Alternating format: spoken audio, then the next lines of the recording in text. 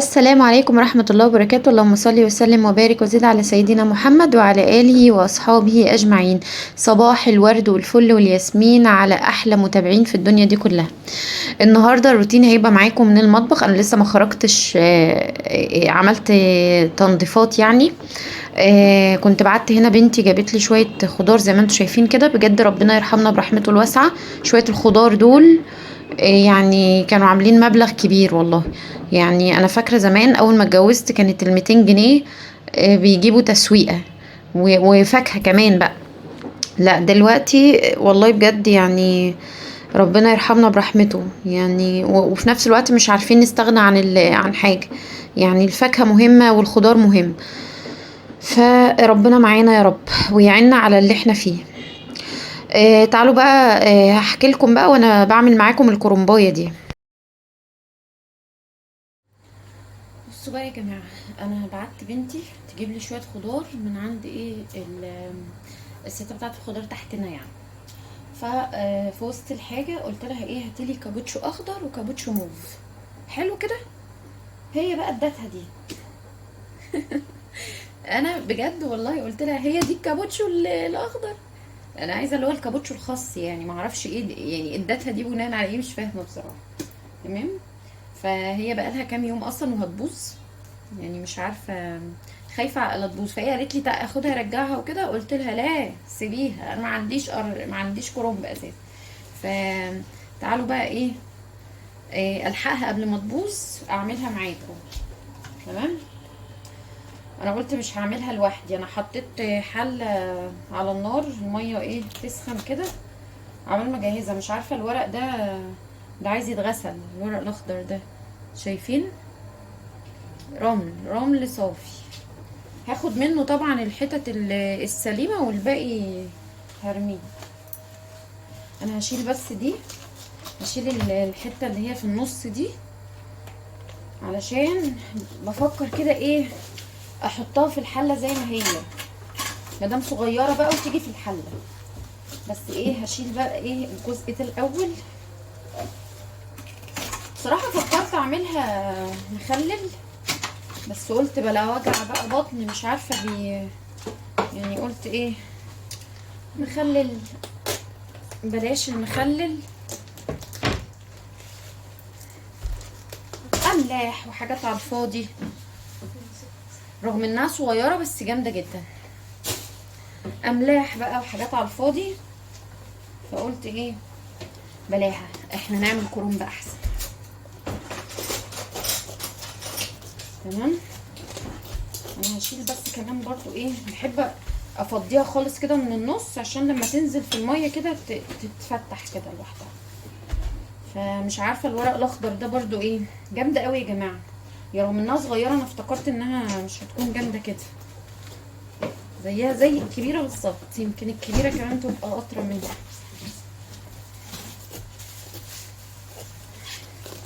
لا صعب قوي بجد والله. اتصدمت ساعه ما قعدت اضحك، يعني هي دي الكابوتشو الخاص. يعني احنا كده هنهزر بقى ولا ايه؟ انا مش عارفه والله، الست كانت فاهماها وفهمت هي عايزه ايه ولا ايه، مش عارفه. اعتقد ان الست ما فهمتش هي عايزه ايه، لان اكيد الست مش هبله برضو. يعني بنتي هبله ماشي، انما ما انا بقول لها هو ده يا بنتي الكابوتشو الخاص اللي احنا بنجيبه نحطه في السلطه او نحطه كده جنب الفطار. يعني انا مش عارفه، يعني بنتي هبله ماشي، الست هبله طيب هي كمان، يعني مش عارفه بصراحه. قلت لها سيبيها بقى، مش هنرجعها والله ما هي راجعه. قلت والله ما هي راجعه، احنا نعملها. انا ما عنديش اصلا، انا كنت مخزنه وخلص في رمضان، خلص خلاص في رمضان على المحشي. قلت بقى لا، احنا نعملها بقى اكلة محشي كده، بس اما الاحوال الجو دي تستقر، لان بصراحة يعني الجو حالته صعبة قوي. هروح بقى هعملها واشوف المية عبال ما المية تسخن وارجع لكم. كده يا جماعة خلاص المية غلت اهوت معايا. هحط بس فيها ملح، احط بس كده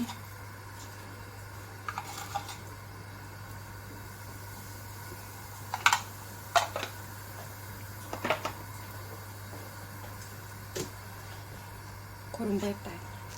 بسم الله.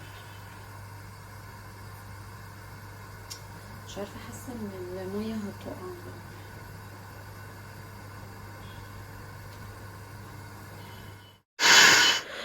انا نقصت شويه من الميه لانها كانت فعلا هتوقع زي ما انتم شايفين كده. وهنزل الكرنبايه بقى واسيبها كده في الميه بقى لحد ما تتفتح. بس الكرنبايه طلعت مقلب، يعني وحشه جدا جدا. انا مش عارفه هي دي اصلا يا جماعه. اللي يعرف يقول لي، يكتبوا لي في التعليقات دي ايه. ده الكرنب اللي هو العادي اللي احنا متعودين عليه، ولا ده بتاع السلطه اللي هي الكول سلو، ولا ده بتاع ولا بتاعت مخلل، ولا ايه؟ انا مش عارفه، لان بصراحه ما عجبتنيش خالص. يعني انا حاساها لا، مش ده الكرنب اللي احنا متعودين نجيبه. فبس دي ما تنفعش خالص تبقى كابوتشو خالص يعني. لا، أنا اللي كان قصدي عليها اللي هي الكابوتشو الخاص، مش قصدي على دي خالص يعني. فدي هتشوفوا ورقها لما اخلص. مش هي لونها فاتح كده وجميل، بس هي مش حلوة خالص. بس انا عملتها يعني. انا عموما متعودة، يعني انا بعرف اتصرف في الامور زي دي كده يعني.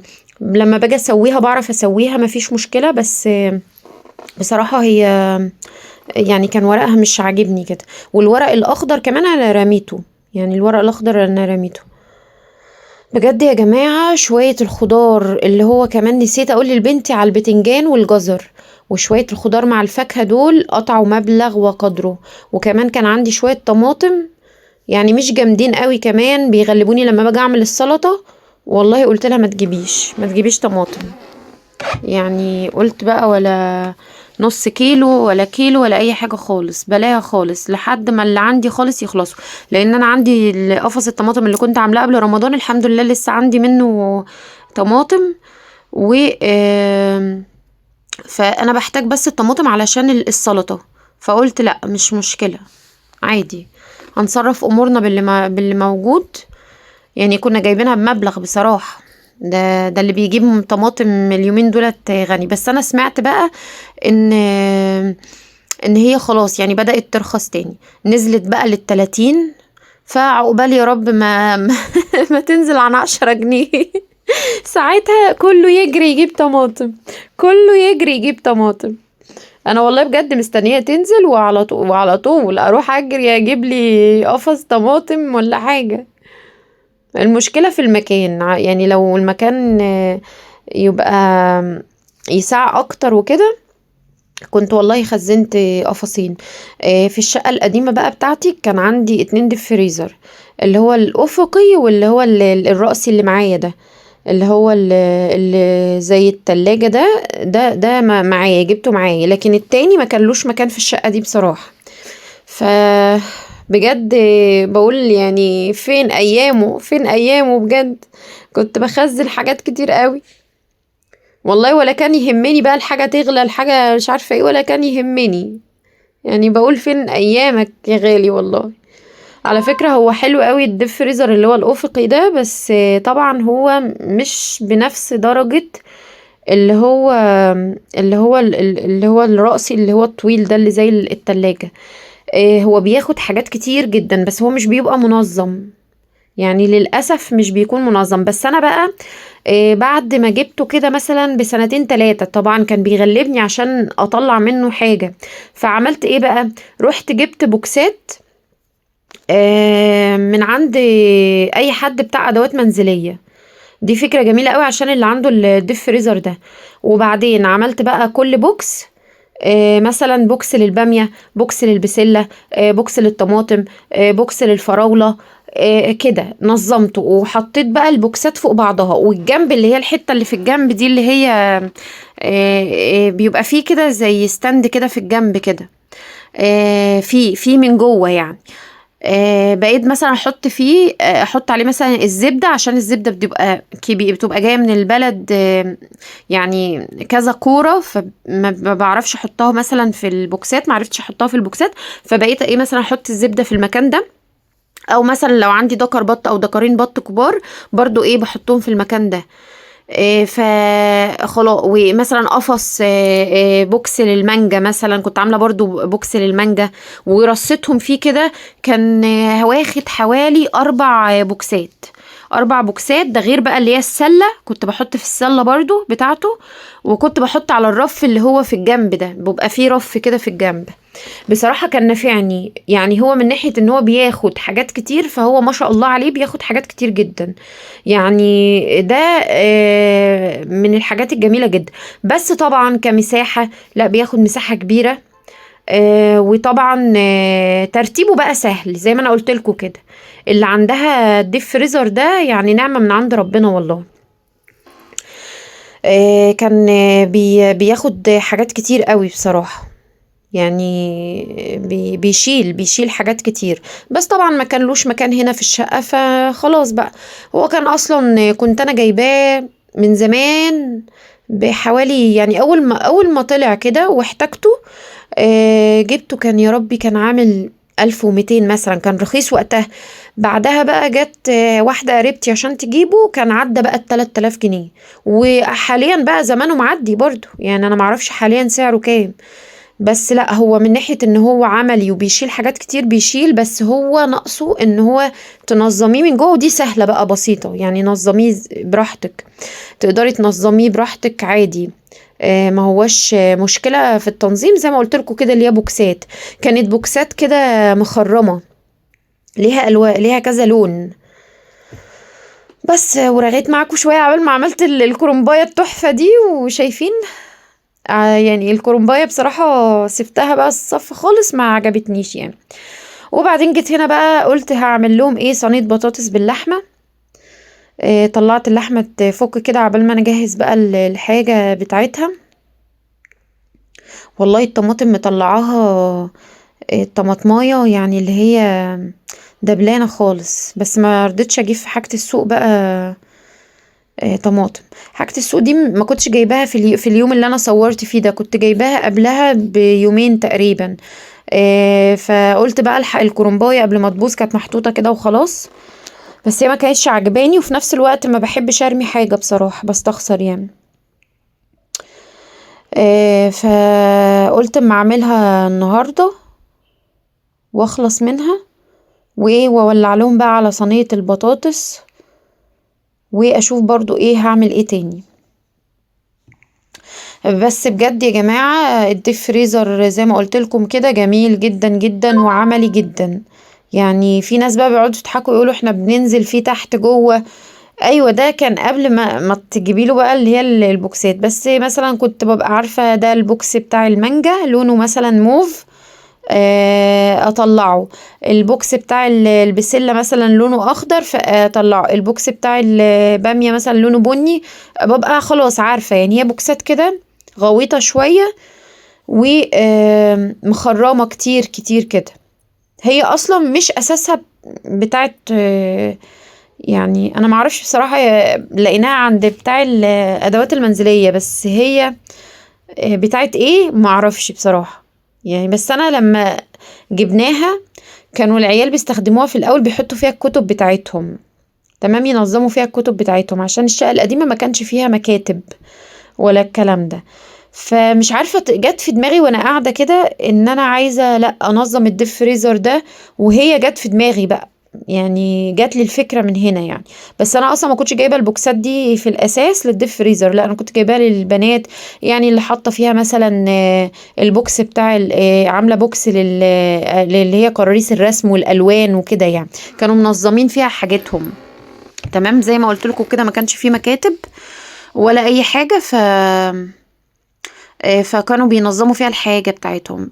فجات لي الفكرة من هنا يعني. وبس. شايفين يا جماعة البطاطساية من بره هلا هلا، ومن جوه يعلم الله، والله العظيم بجد اهي دي فعلا اللي يتقال عليها المثل ده.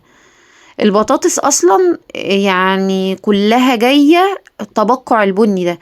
فاكرين مسلسل سر الارض زمان ده، كانوا دايما يقولوا البطاطساية اللي فيها تبقع اللي هي البقعة البنية دي، ولا التبقع البني، مش فاكرة اسمه إيه. تقريبا اسمه كده.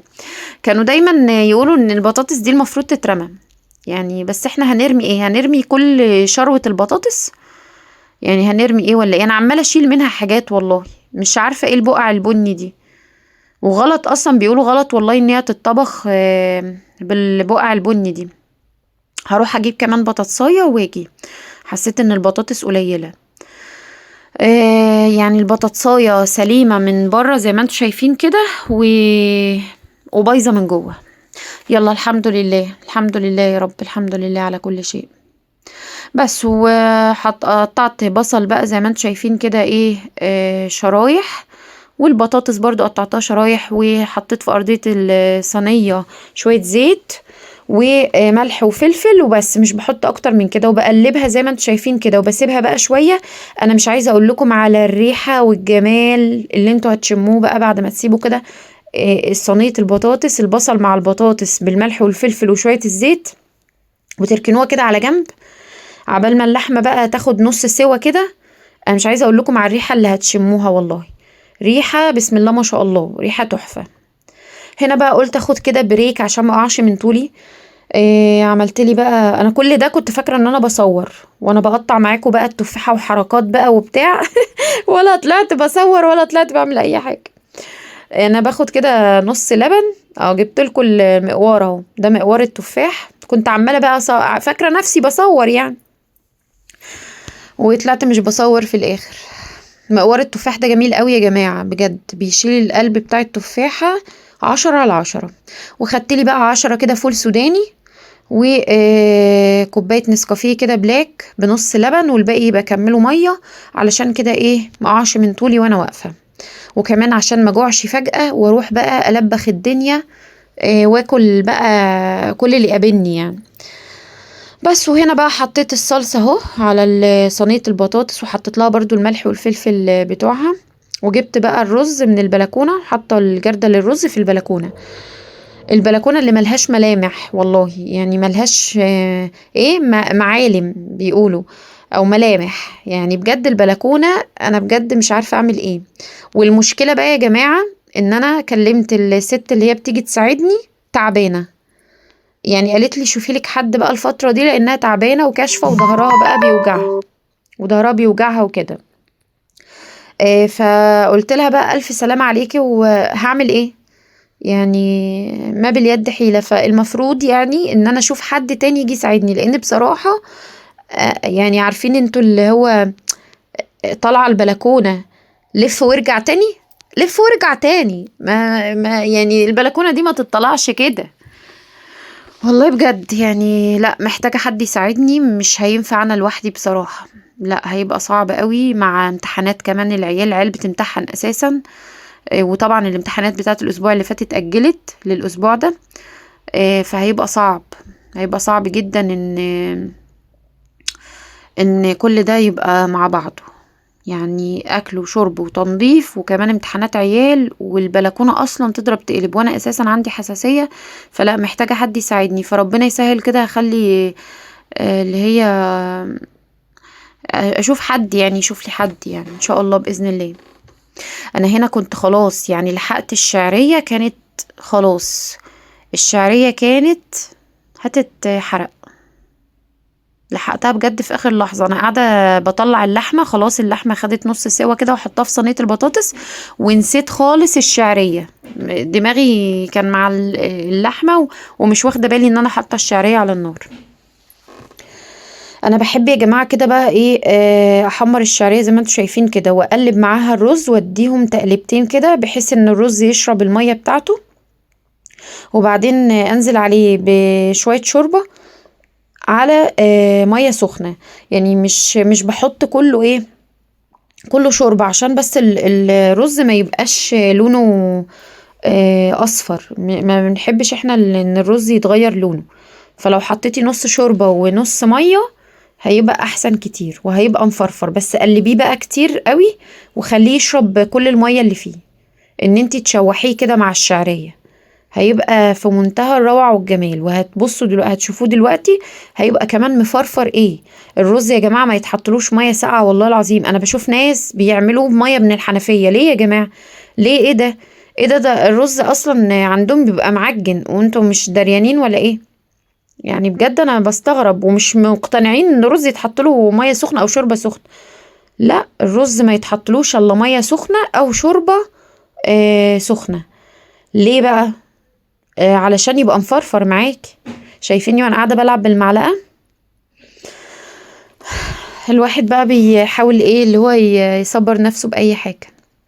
هنا بقى الصلصة خلاص كانت اللي هي يعني خلاص ما عادتش متجمدة، وبوسع كده بس عشان احط ايه اللحمة اهو. وشلت كل السمين اللي فيها، السمين اللي فيها العيال لو شافوا سمينة قد كده مش هياكلوا اصلا. شلت كل السمين اللي كان فيها، حالتهم صعبة بصراحة. بس وحطيتها اهو، بس بغطيها يعني بحط البطاطس عليها تاني، بحيث بس ايه لما ادخلها كمان تحت الشواية اللحمة ما تتحرقش يعني. وبعد ده كله نسيت اصلا اصور لكم لما جينا ناكل، والله بجد غصب عني يا جماعة نسيت خالص يعني. كمان ما كناش اساسا كمان مع بعض، انا كمان نسيت اصور لكم اكلي، ما لان النهارده اليوم عندهم دروس بشكل مش طبيعي. فما بعرفش بقى اغرف الاكل، يعني لازم الاكل طبعا بياكلوه سخن، فما بعرفش اغرف الاكل بقى خلاص الا لو هما يعني خلاص قدامهم مرة واحدة. فربنا يا رب يخلص الترم ده على خير بجد. شايفين بقى يا جماعة جمال الرز مفرفر، ده هو كمان لسه كمان على النار، يعني لسه يا دوبك متشرب المية بتاعته والشوربة بتاعته، بس مفرفر حباية من حباية. شايفين؟ تحفة تحفة تحفة بجد. اجمل رز بشعرية تاكلوه، اللي انتوا تشوحوا الرز مع بعد ما تحمروا الشعرية، تشوحوا الرز معاها كده، تقلبوه تقلبوه لحد ما تلاقوه نشف خالص من المية بتاعته. هنا بقى كان في شوية نعناع كده ايه وقعوا على الارض، فقلت اكنس المطبخ بالمرة واعمل شوية حاجات كده بسيطة ايه معاكم.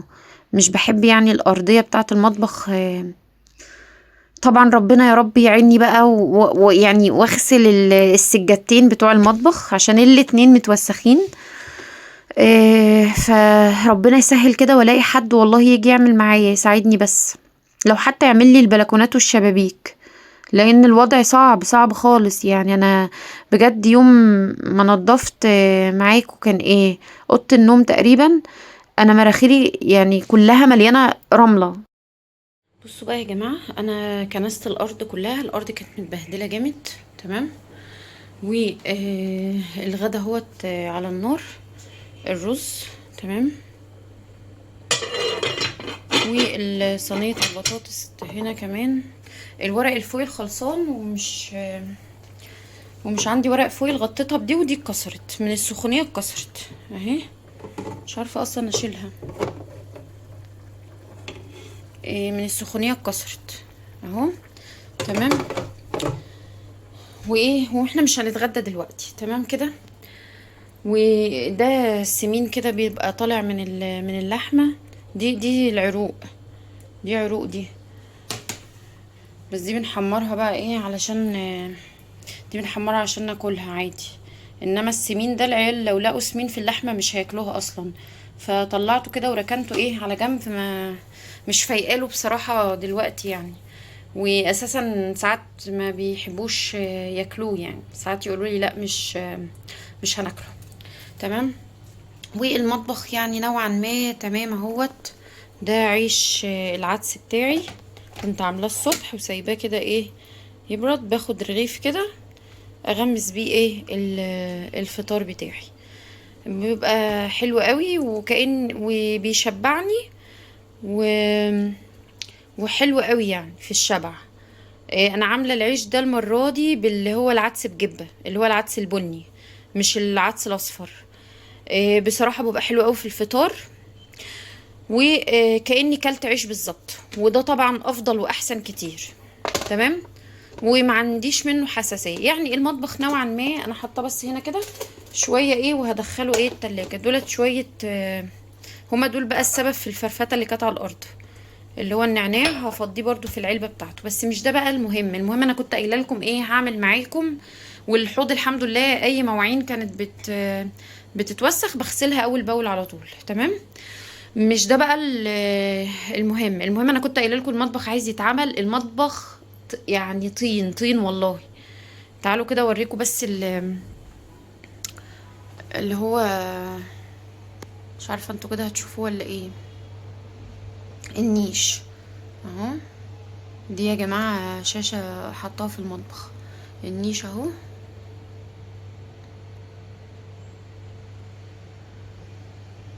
ده ايه حاجات كده حطاها هنا بستخدمها. تمام، اشيل لكم ده اهو. دي حاجات حطاها هنا ايه بستخدمها.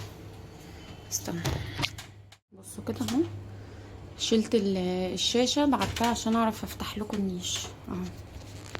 اهو ده نيش اهو. الحاجات دي كلها ايه بستخدمها عادي.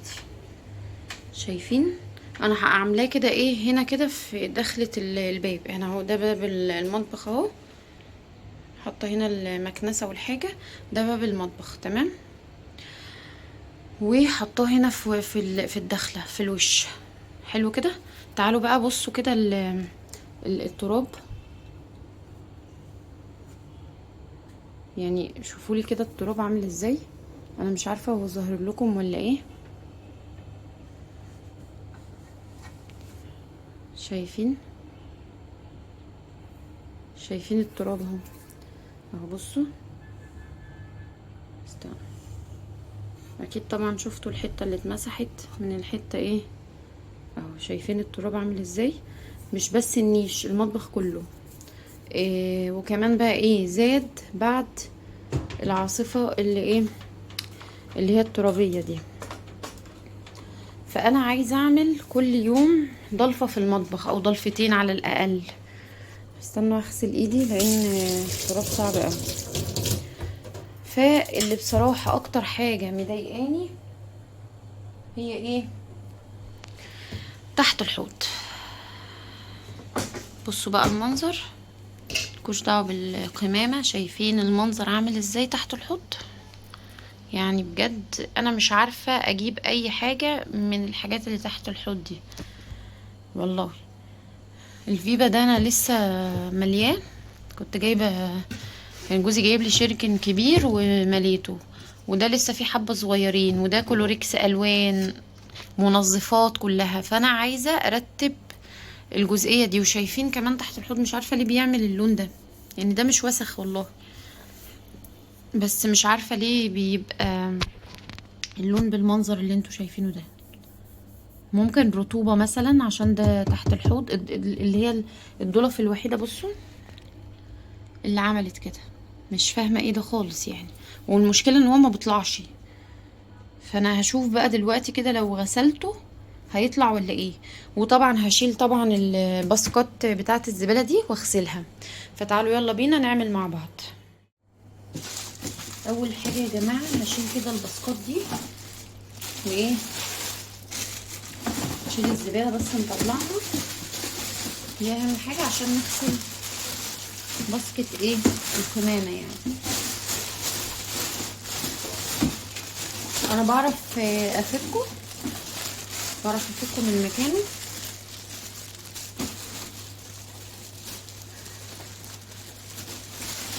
هفكهم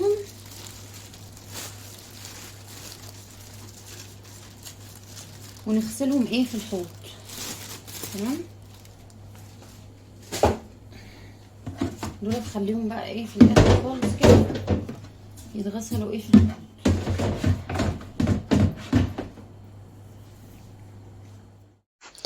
بدأت افكهم اهوت يا جماعة. انا بعرف افك الباسكت ده، بشيله كده زي ما انتوا شايفين من مكانه.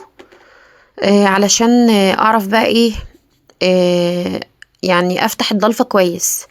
لان اللي هو الشنكل اللي تحت ده بيبقى ماسك الضلفة بالباسكت، علشان لما تيجي تفتح. بصوا بقى يا جماعة، انا رحت لبست الاسدال عشان يعني ايه اخدكم معايا تحت براحتي. تمام، و اعرف كده اشتغل براحتي يعني. تمام، وايه وتعالوا يلا بينا بقى عشان انا مش عارفه انا هعمل ايه. انا هشيلهم الاول كده. استنوا بقى كده، هي الارض اصلا نضيفه، انا قاعده في الارض عادي. فانا قلت ايه اروح البس الاسدال واجيلكم كده ايه افضل يعني، عشان لو ظهرت ولا حاجه عادي ما يبقاش فيه مشكله. دولت حبه صغيرين اصلا هحطهم هنا عشان هستخدمهم وافضي مكان. احاول افضي مكان. ودي برضو قربت تخلص، مش بقول لكم الدنيا متكركبه. ده مسحوق الغساله عايزه برضو اقفله كويس.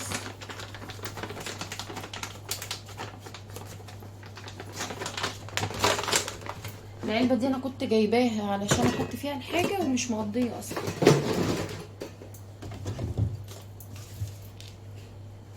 كلها حاجات منظفات، مش بحطها في الحمام هناك،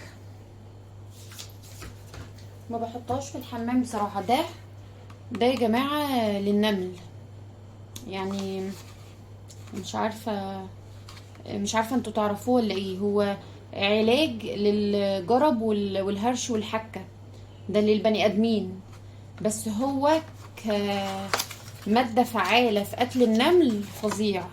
هي الازازه اهي، مش عارفه انتوا تعرفوا ده بقى ولا ايه. اهو ازازه صغيره بفضيها بقى في بخاخه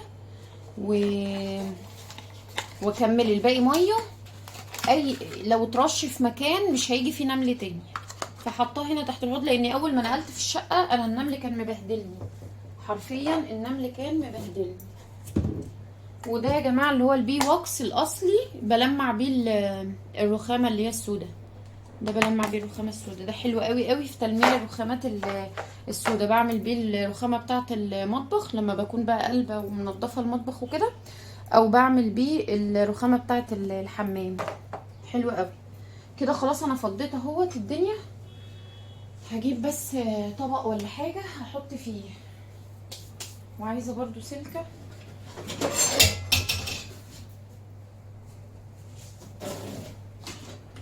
احنا ممكن بقى ناخد دول كده، عايزين بقى نملى الدنيا كده نظافه.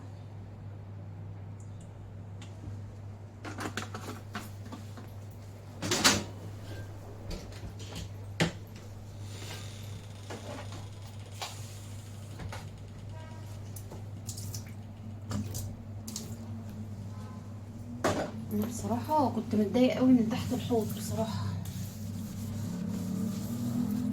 لا متوسخ جامد والله بجد، متوسخ ببشاعه. تعالوا كده شوفوا.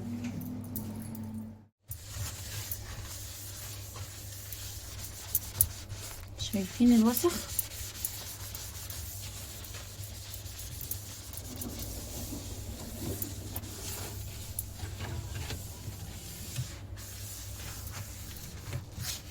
شايفين؟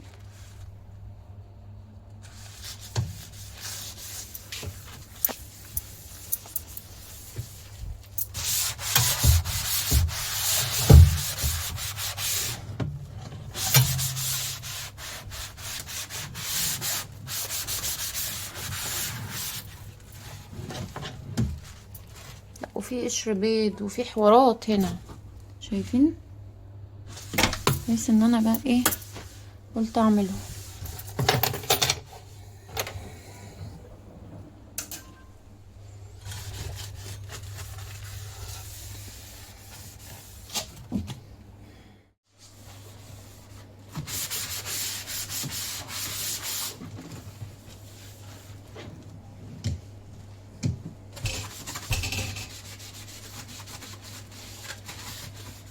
بس اشوف ايه.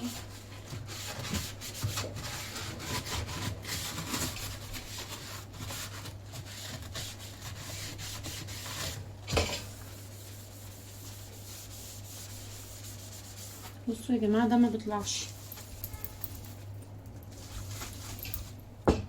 هو لونه عمل كده.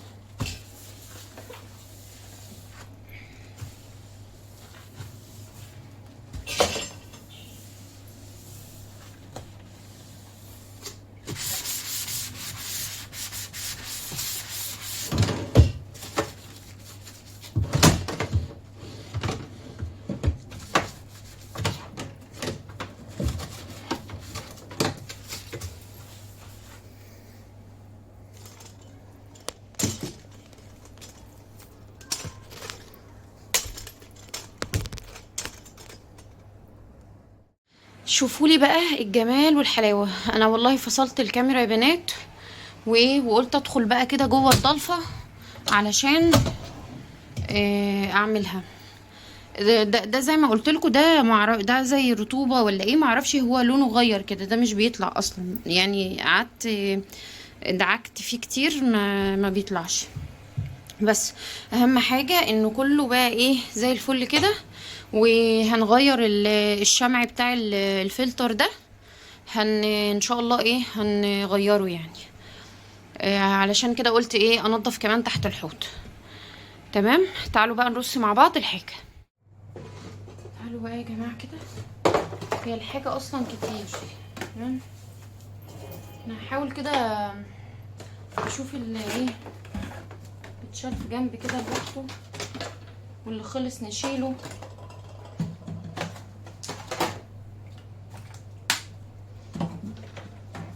نمسح برضو دي.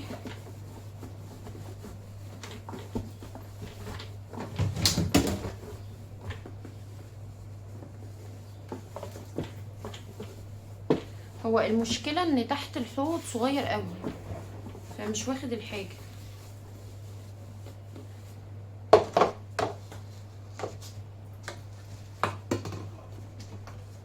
ده اللي هو الباركس. بس وزي ما انتوا بقى شايفين كده بدأت انظم الجراكن بتاعت اللي هي مسحوق اللي هو منظف الارضيات، وجنبهم كلوريكس الالوان والكلوريكس الجل كمان، اللي هو الفريدة بريحة الخوخ ده بحبه قوي، بيبقى حلو قوي قوي في المسح. وحطيت الجلانس، وحطيت مسحوق الغسالة بتاعت الأطباق والملمع بتاعها. الملح بقى حطيته ورا، يعني ورا العلبة دي في الضلفة نفسها. هنا كده يا دوبك العلبة دي كده خدت، وما خدتش اكتر من كده الحمد لله. ممكن على فكرة بقى انا جات لي فكرة تانية، وانا بمنتج الفيديو دلوقتي وانا بتفرج. يعني عشان اخف شوية من الحاجات اللي تحت الحوض دي، الضلفة اللي في الحمام الصغير فاضية خالص، ما فيهاش اي حاجة نهائيا.